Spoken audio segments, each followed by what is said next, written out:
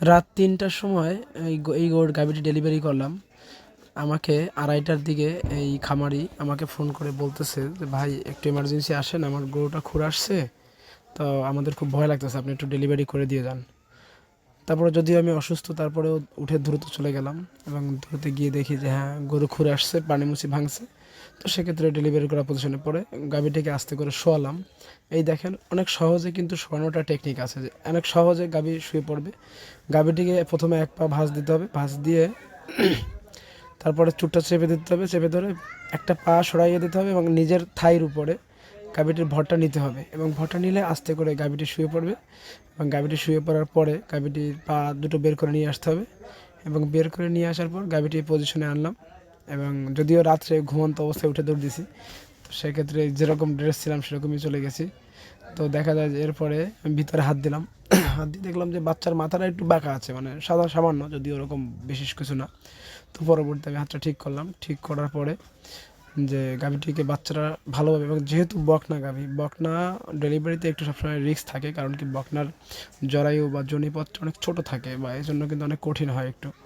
এই কারণে এরপর আমি যে পজিশনে নিয়ে আসে পরে টান দিলাম, দেখলাম যে না, আমি একাই টেনে পারবো। আর বিশেষ করে রাতের লোকও বেশি ছিল না, একেবারেই কম লোক ছিল, মানে ঘরের ২-৩ জন এরকম।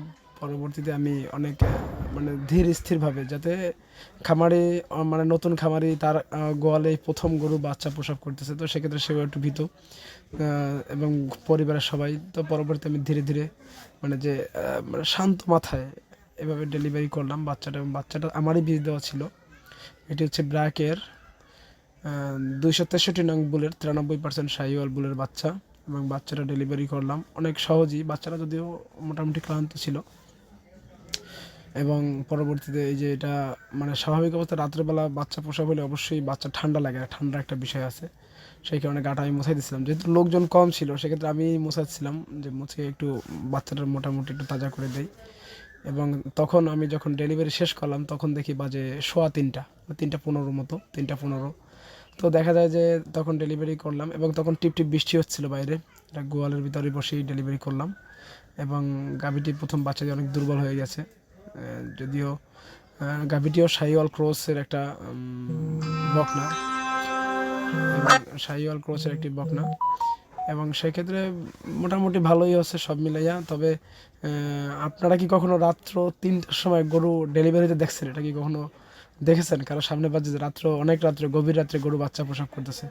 আমার ভিডিওগুলো যদি আপনাদের ভালো লেগে থাকে তাহলে অবশ্যই লাইক করে ফলো দিয়ে পাশে থাকবেন।